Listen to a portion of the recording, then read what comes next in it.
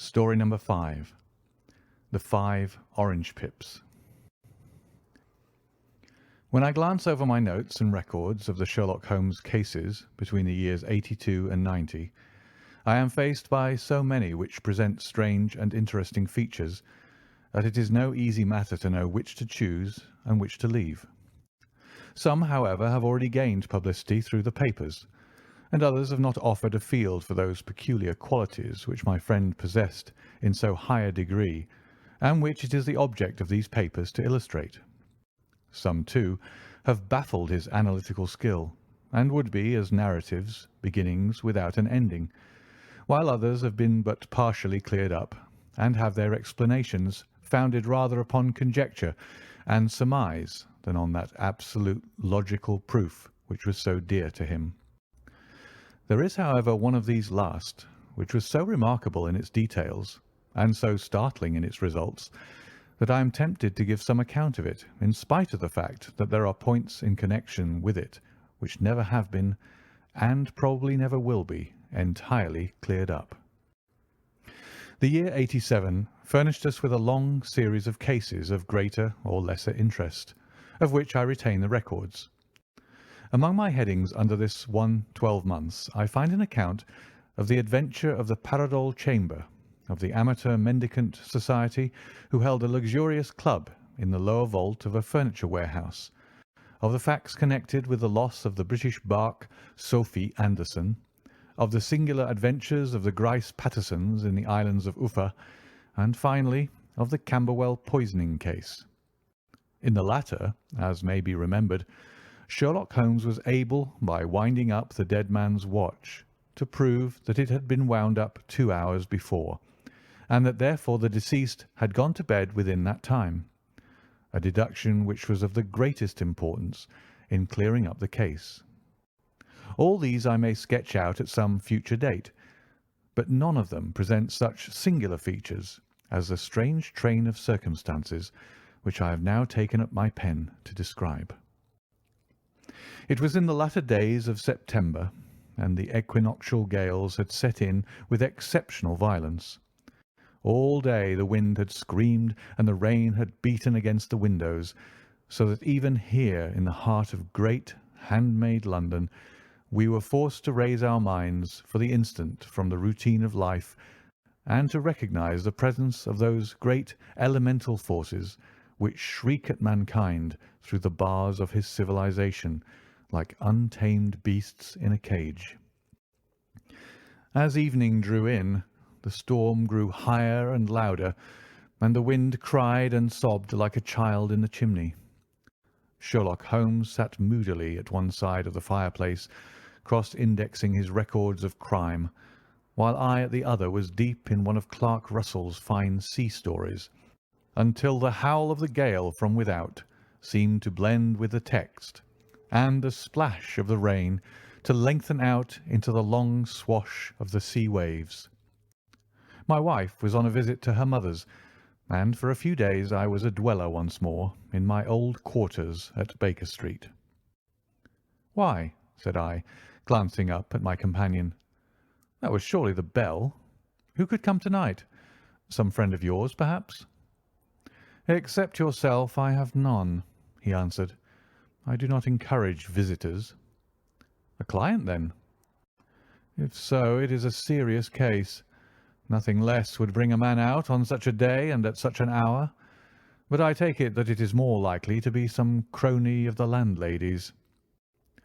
Sherlock Holmes was wrong in his conjecture, however, for there came a step in the passage and a tapping at the door. He stretched out his long arm to turn the lamp away from himself and towards the vacant chair upon which a newcomer must sit. "Come in," said he. The man who entered was young, some 22 at the outside, well groomed and trimly clad, with something of refinement and delicacy in his bearing. The streaming umbrella which he held in his hand and his long, shining waterproof told of the fierce weather through which he had come. He looked about him anxiously in the glare of the lamp, and I could see that his face was pale and his eyes heavy, like those of a man who is weighed down with some great anxiety. "I owe you an apology," he said, raising his gold pince-nez to his eyes. "I trust that I'm not intruding. I fear that I have brought some traces of the storm and rain into your snug chamber." "Give me your coat and umbrella," said Holmes. "They may rest here on the hook and will be dry presently. You have come up from the south-west, I see." "Yes, from Horsham." "That clay and chalk mixture which I see upon your toe-caps is quite distinctive." "I have come for your advice." "That is easily got." "And help." "That is not always so easy." "I have heard of you, Mr. Holmes. I heard from Major Prendergast how you saved him in the Tankerville Club scandal." "Ah, of course. He was wrongfully accused of cheating at cards." "He said that you could solve anything." "He said too much." "That you are never beaten." "I have been beaten 4 times, 3 times by men, and once by a woman." "But what is that compared with the number of your successes?" "It is true that I have been generally successful." "Then you may be so with me." "I beg that you will draw your chair up to the fire and favour me with some details as to your case." "It is no ordinary one." "None of those which come to me are. I am the last court of appeal." "And yet I question, sir, whether in all your experience you have ever listened to a more mysterious and inexplicable chain of events than those which have happened in my own family." "You fill me with interest," said Holmes. "Pray give us the essential facts from the commencement, and I can afterwards question you as to those details which seem to me the most important." The young man pulled his chair up and pushed his wet feet out towards the blaze. "My name," said he, "is John Openshaw, but my own affairs have, as far as I can understand, little to do with this awful business. It is a hereditary matter, so in order to give you an idea of the facts, I must go back to the commencement of the affair. You must know that my grandfather had 2 sons, my uncle Elias and my father Joseph. My father had a small factory at Coventry, which he enlarged at the time of the invention of bicycling. He was a patentee of the Openshaw unbreakable tyre, and his business met with such success that he was able to sell it and to retire upon a handsome competence. My uncle Elias emigrated to America when he was a young man and became a planter in Florida, where he was reported to have done very well. At the time of the war he fought in Jackson's army, and afterwards under Hood, where he rose to be a colonel. When Lee laid down his arms, my uncle returned to his plantation, where he remained for 3 or 4 years. About 1869 or 1870 he came back to Europe and took a small estate in Sussex, near Horsham.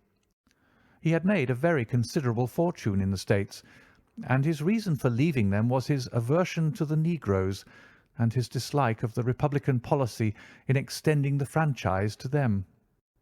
He was a singular man, fierce and quick-tempered, very foul-mouthed when he was angry, and of the most retiring disposition. During all the years that he lived at Horsham, I doubt if ever he set foot in the town. He had a garden and 2 or 3 fields round his house, and there he would take his exercise, though very often for weeks on end he would never leave his room. He drank a great deal of brandy and smoked very heavily, but he would see no society and did not want any friends, not even his own brother. He didn't mind me. In fact, he took a fancy to me, for at the time when he saw me first I was a youngster of 12 or so. This would be in the year 1878, after he had been 8 or 9 years in England. He begged my father to let me live with him, and he was very kind to me in his way.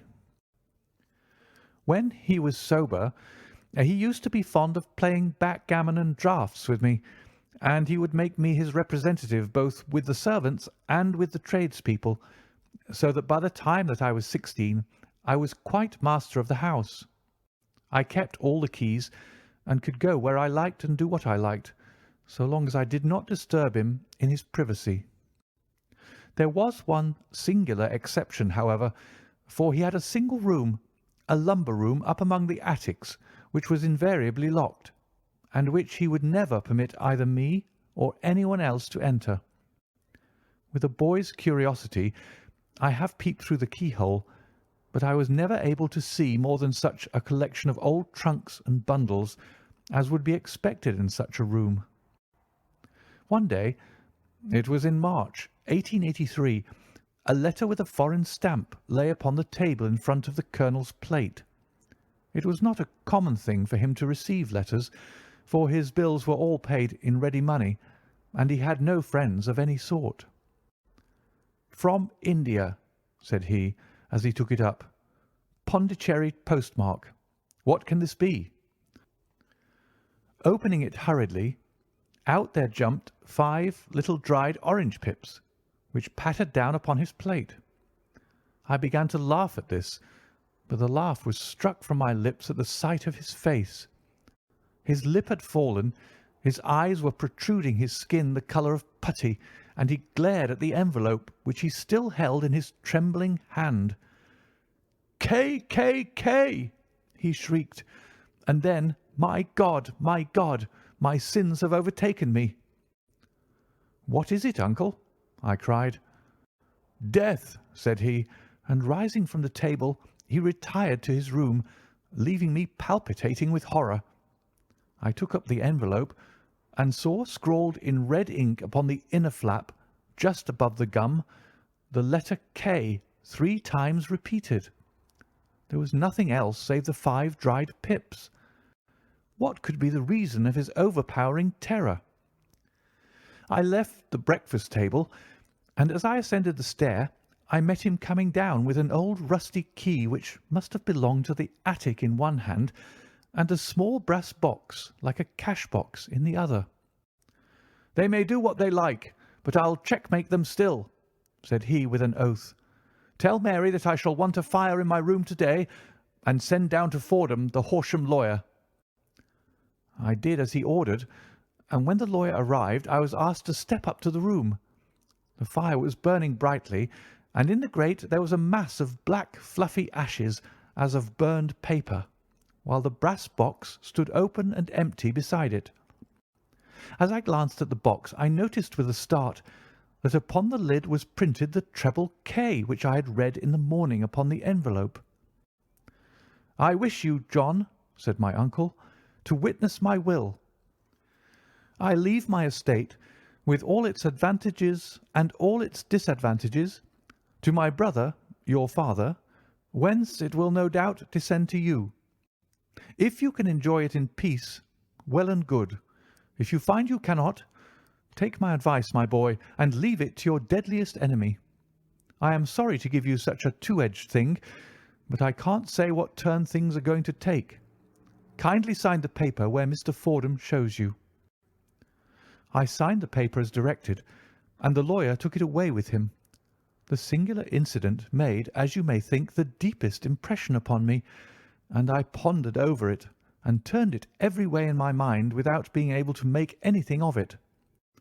Yet I could not shake off the vague feeling of dread which it left behind, though the sensation grew less keen as the weeks passed, and nothing happened to disturb the usual routine of our lives. I could see a change in my uncle, however. He drank more than ever, and he was less inclined for any sort of society. Most of his time he would spend in his room, with the door locked upon the inside, but sometimes he would emerge in a sort of drunken frenzy, and would burst out of the house and tear about the garden with a revolver in his hand, screaming out that he was afraid of no man, and that he was not to be cooped up like a sheep in a pen by man or devil. When these hot fits were over, however, he would rush tumultuously in at the door and lock and bar it behind him, like a man who can brazen it out no longer against the terror which lies at the roots of his soul. At such times I have seen his face, even on a cold day, glisten with moisture, as though it were new raised from a basin. Well, to come to an end of the matter, Mr. Holmes, and not to abuse your patience, there came a night when he made one of those drunken sallies from which he never came back.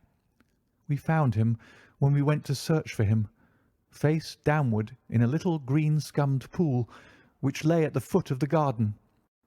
There was no sign of any violence, and the water was but 2 feet deep, so that the jury, having regard to his known eccentricity, brought in a verdict of suicide. But I, who knew how he winced from the very thought of death, had much ado to persuade myself that he had gone out of his way to meet it. The matter passed, however, and my father entered into possession of the estate, and of some £14,000 which lay to his credit at the bank.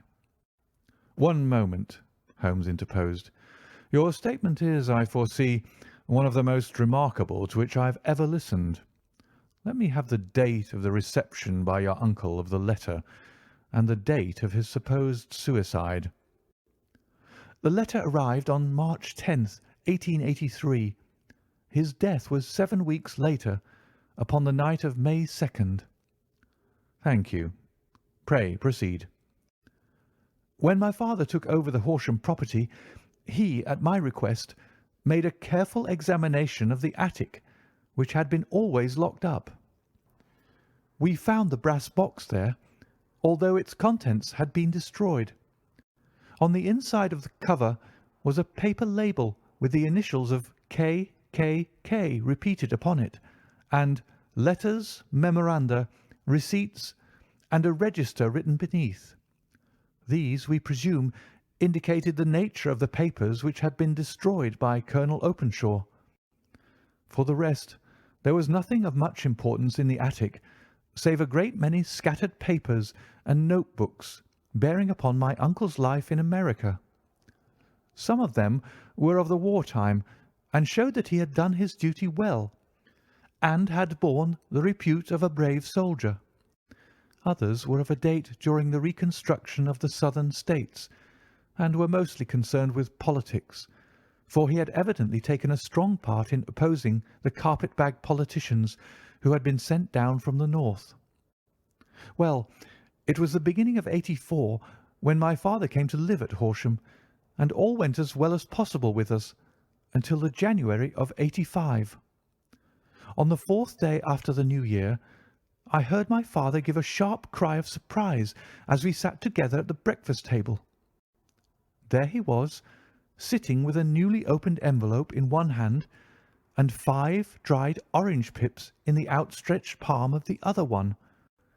He had always laughed at what he called my cock and bull story about the colonel, but he looked very scared and puzzled now that the same thing had come upon himself. "Why, what on earth does this mean, John?" he stammered. My heart had turned to lead. "It is K.K.K.," said I. He looked inside the envelope. "So it is," he cried. "Here are the very letters. But what is this written above them?" "Put the papers on the sundial," I read, peeping over his shoulder. "What papers? What sundial?" he asked. "The sundial in the garden. There is no other," said I. "But the papers must be those that are destroyed." "Pooh!" said he, gripping hard at his courage. "We are in a civilized land here, and we can't have tomfoolery of this kind. Where does the thing come from?" "From Dundee," I answered, glancing at the postmark. "Some preposterous practical joke," said he. "What have I to do with sundials and papers? I shall take no notice of such nonsense." "I should certainly speak to the police," I said. "And be laughed at for my pains? Nothing of the sort." "Then let me do so." "No, I forbid you. I won't have a fuss made about such nonsense." It was in vain to argue with him, for he was a very obstinate man. I went about, however, with a heart which was full of forebodings. On the 3rd day after the coming of the letter, my father went from home to visit an old friend of his, Major Freebody, who is in command of one of the forts upon Portsdown Hill. I was glad that he should go, for it seemed to me that he was farther from danger when he was away from home. In that, however, I was in error. Upon the second day of his absence, I received a telegram from the Major imploring me to come at once. My father had fallen over one of the deep chalk pits which abound in the neighbourhood, and was lying senseless with a shattered skull. I hurried to him, but he passed away without having ever recovered his consciousness. He had, as it appears, been returning from Fareham in the twilight, and as the country was unknown to him and the chalk pit unfenced, the jury had no hesitation in bringing in a verdict of death from accidental causes. Carefully, as I examined every fact connected with his death, I was unable to find anything which could suggest the idea of murder. There were no signs of violence, no footmarks, no robbery, no record of strangers having been seen upon the roads, and yet I need not tell you that my mind was far from at ease, and that I was well nigh certain that some foul plot had been woven round him. In this sinister way I came into my inheritance. You will ask me why I did not dispose of it. I answer because I was well convinced that our troubles were in some way dependent upon an incident in my uncle's life, and that the danger would be as pressing in one house as another. It was in January '85 that my poor father met his end, and 2 years and 8 months have elapsed since then. During that time I have lived happily at Horsham, and I had begun to hope that this curse had passed away from the family, and that it had ended with the last generation. I had begun to take comfort too soon, however. Yesterday morning the blow fell in the very shape in which it had come upon my father. The young man took from his waistcoat a crumpled envelope, and turning to the table he shook out upon it 5 little dried orange pips. "This is the envelope," he continued. "The postmark is London, Eastern Division. Within are the very words which were upon my father's last message, K, K, K. And then put the papers on the sundial." "What have you done?" asked Holmes. "Nothing." "Nothing?" "To tell the truth," he sank his face into his thin white hands, "I have felt helpless. I have felt like one of those poor rabbits when the snake is writhing towards it. I seem to be in the grasp of some resistless, inexorable evil which no foresight and no precautions can guard against." "Tut, tut!" cried Sherlock Holmes. "You must act, man, or you are lost. Nothing but energy can save you. This is no time for despair." "I have seen the police." "Ah!" "But they listened to my story with a smile. I am convinced that the inspector has formed the opinion that the letters are all practical jokes, and that the deaths of my relations were really accidents, as the jury stated, and were not to be connected with the warnings." Holmes shook his clenched hands in the air. "Incredible imbecility!"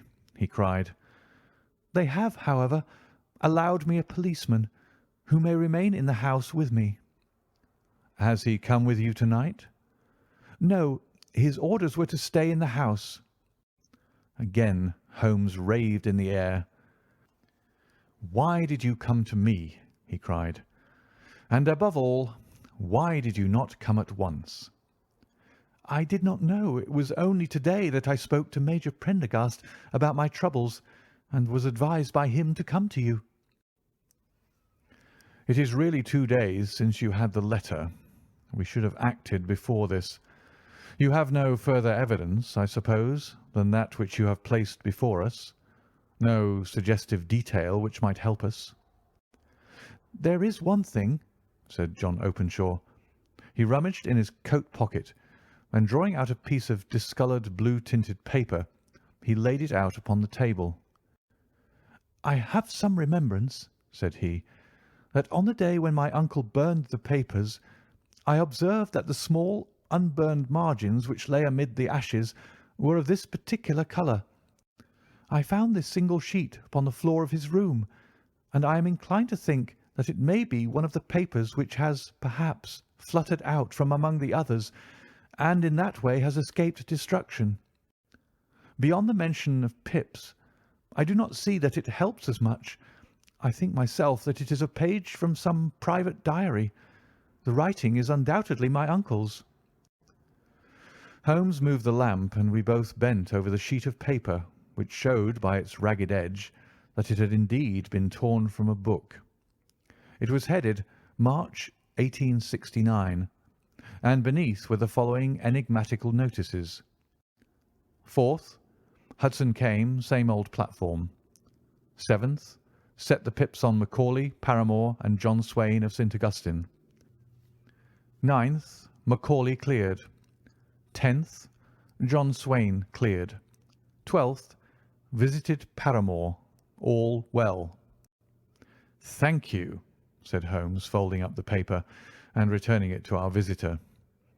"And now you must on no account lose another instant. We cannot spare time even to discuss what you have told me. You must get home instantly and act." "What shall I do?" "There is but one thing to do. It must be done at once. You must put this piece of paper which you have shown us into the brass box which you have described. You must also put in a note to say that all the other papers were burned by your uncle, and that this is the only one which remains. You must assert that in such words as will carry conviction with them. Having done this, you must at once put the box out upon the sundial as directed. Do you understand?" "Entirely." "Do not think of revenge or anything of the sort at present. I think that we may gain that by means of the law, but we have our web to weave while theirs is already woven. The first consideration is to remove the pressing danger which threatens you. The second is to clear up the mystery and to punish the guilty parties." "I thank you," said the young man, rising and pulling on his overcoat. "You have given me fresh life and hope. I shall certainly do as you advise."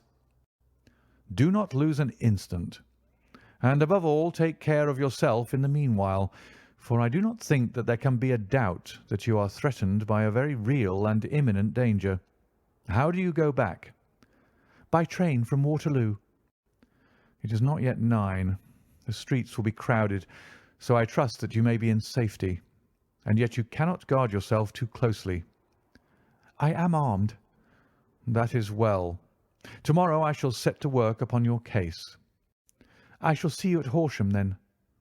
"No, your secret lies in London. It is there that I shall seek it." "Then I shall call upon you in a day or in 2 days with news as to the box and the papers. I shall take your advice in every particular." He shook hands with us and took his leave. Outside the wind still screamed and the rain splashed and pattered against the windows. This strange wild story seemed to have come to us from amid the mad elements, blown in upon us like a sheet of seaweed in a gale, and now to have been reabsorbed by them once more. Sherlock Holmes sat for some time in silence, with his head sunk forward and his eyes bent upon the red glow of the fire. Then he lit his pipe, and leaning back in his chair, he watched the blue smoke rings as they chased each other up to the ceiling. "I think, Watson," he remarked at last, "that of all our cases we have had none more fantastic than this. Save perhaps the sign of 4. Well, yes, save perhaps that. And yet this John Openshaw seems to me to be walking amid even greater perils than did the Sholtos." "But have you," I asked, "formed any definite conception as to what these perils are?" "There can be no question as to their nature," he answered. "Then what are they? Who is this K., and why does he pursue this unhappy family?" Sherlock Holmes closed his eyes and placed his elbows upon the arms of his chair with his finger-tips together. "The ideal reasoner," he remarked, would, when he had once been shown a single fact in all its bearings, deduce from it not only the chain of events which led up to it, but also all the results which would follow from it. As Cuvier could correctly describe a whole animal by the contemplation of a single bone, so the observer, who has thoroughly understood one link in a series of incidents, should be able to accurately state all the other ones, both before and after. We have not yet grasped the results which the reason alone can attain to. Problems may be solved in the study which have baffled all those who have sought a solution by the aid of their senses. To carry the art, however, to its highest pitch, it is necessary that the reasoner should be able to utilize all the facts which have come to his knowledge, and this in itself implies, as you will readily see, a possession of all knowledge, which, even in these days of free education and encyclopedias, is a somewhat rare accomplishment. It is not so impossible, however, that a man should possess all knowledge which is likely to be useful to him in his work, and this I have endeavoured in my case to do. If I remember rightly, you on one occasion, in the early days of our friendship, defined my limits in a very precise fashion. Yes, I answered, laughing. It was a singular document. Philosophy, astronomy, and politics were marked at 0, I remember. Botany variable, geology profound as regards the mud stains from any region within 50 miles of town, chemistry eccentric, anatomy unsystematic, sensational literature and crime records unique, violin player, boxer, swordsman, lawyer, and self-poisoner by cocaine and tobacco. Those, I think, were the main points of my analysis. Holmes grinned at the last item. Well, he said, I say now, as I said then, that a man should keep his little brain attic stocked with all the furniture that he is likely to use, and the rest he can put away in the lumber room of his library, where he can get at it if he wants it. Now, for such a case as the one which has been submitted to us tonight, we need certainly to muster all our resources. Kindly hand me down the letter K of the American Encyclopedia, which stands upon the shelf beside you. Thank you. Now, let us consider the situation and see what may be deduced from it. In the first place, we may start with a strong presumption that Colonel Openshaw had some very strong reason for leaving America. Men at his time of life do not change all their habits and exchange willingly the charming climate of Florida for the lonely life of an English provincial town. His extreme love of solitude in England suggests the idea that he was in fear of someone or something, so we may assume as a working hypothesis that it was fear of someone or something which drove him from America. As to what it was he feared, we can only deduce that by considering the formidable letters which were received by himself and his successors. Did you remark the postmarks of those letters? The first was from Pondicherry, the second from Dundee, and the third from London. From East London. What do you deduce from that? They're all seaports. That the writer was on board of a ship. Excellent. We have already a clue. There can be no doubt that the strong probability, is that the writer was on board of a ship. And now let us consider another point. In the case of Pondicherry, 7 weeks elapsed between the threat and its fulfilment. In Dundee it was only some 3 or 4 days. Does that suggest anything? A greater distance to travel? But the letter had also a greater distance to come. Then I do not see the point. There is at least a presumption that the vessel in which the man or men are is a sailing ship. It looks as if they always send their singular warning or token before them when starting upon their mission. You see how quickly the deed followed the sign when it came from Dundee. If they had come from Pondicherry in a steamer, they would have arrived almost as soon as their letter. But as a matter of fact, 7 weeks elapsed. I think that those 7 weeks represented the difference between the mail boat which brought the letter and the sailing vessel which brought the writer. It is possible. More than that, it is probable. And now you see the deadly urgency of this new case, and why I urged young Openshaw to caution. The blow has always fallen at the end of the time which it would take the senders to travel the distance. But this one comes from London, and therefore we cannot count upon delay. Good God! I cried. What can it mean, this relentless persecution? The papers which Openshaw carried are obviously of vital importance to the person or persons in the sailing ship. I think that it is quite clear that there must be more than one of them. A single man could not have carried out 2 deaths in such a way as to deceive a coroner's jury. There must have been several in it, and they must have been men of resource and determination. Their papers they mean to have, be the holder of them who it may. In this way, you see, KKK ceases to be the initials of an individual and becomes the badge of a society. But of what society?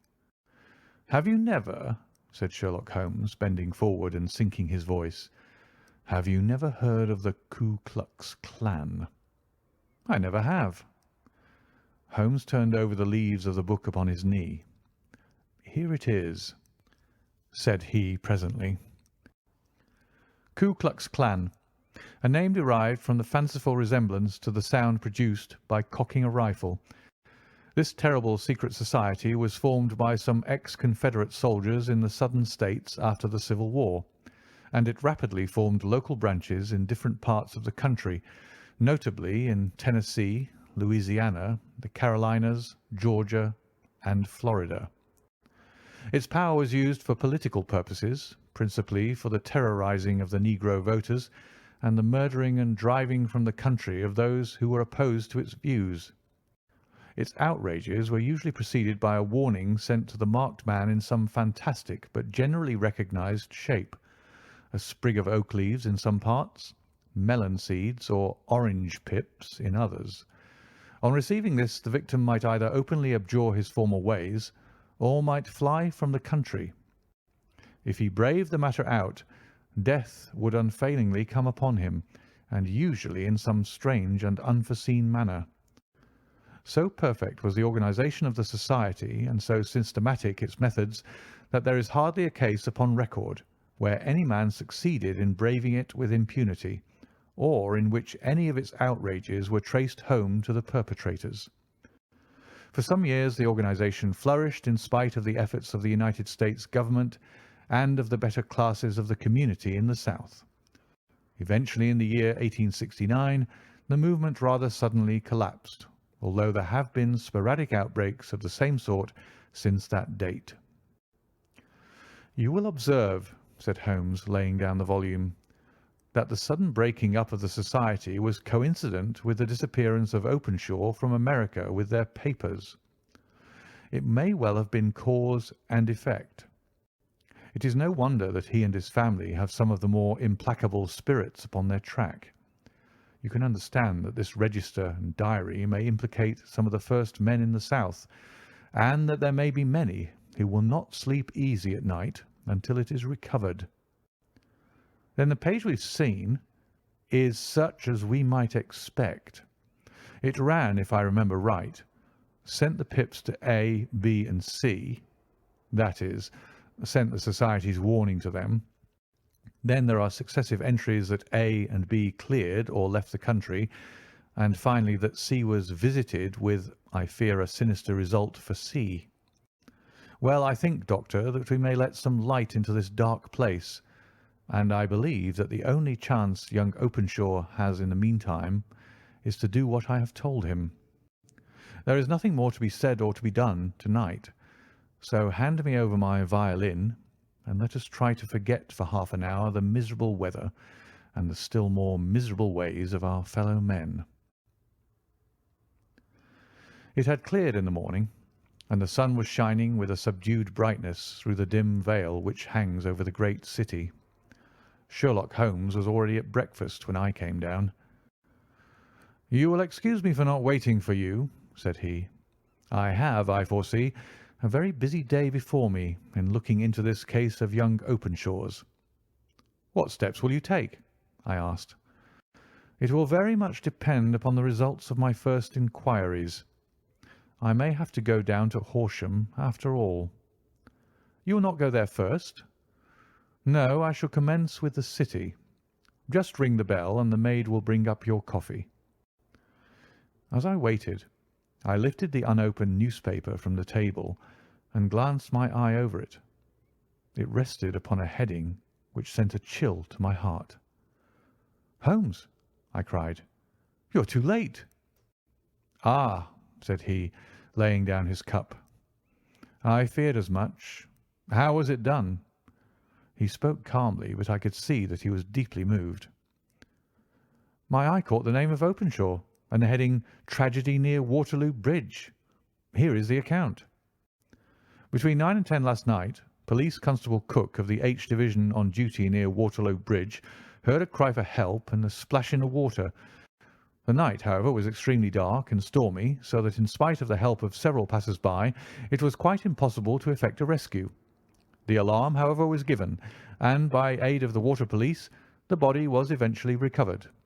It proved to be that of a young gentleman whose name, as it appears from an envelope which was found in his pocket, was John Openshaw, and whose residence is near Horsham. It is conjectured that he may have been hurrying down to catch the last train from Waterloo Station, and that in his haste and the extreme darkness he missed his path and walked over the edge of one of the small landing places for river steamboats. The body exhibited no traces of violence, and there can be no doubt that the deceased had been the victim of an unfortunate accident, which should have the effect of calling the attention of the authorities to the condition of the riverside landing stages."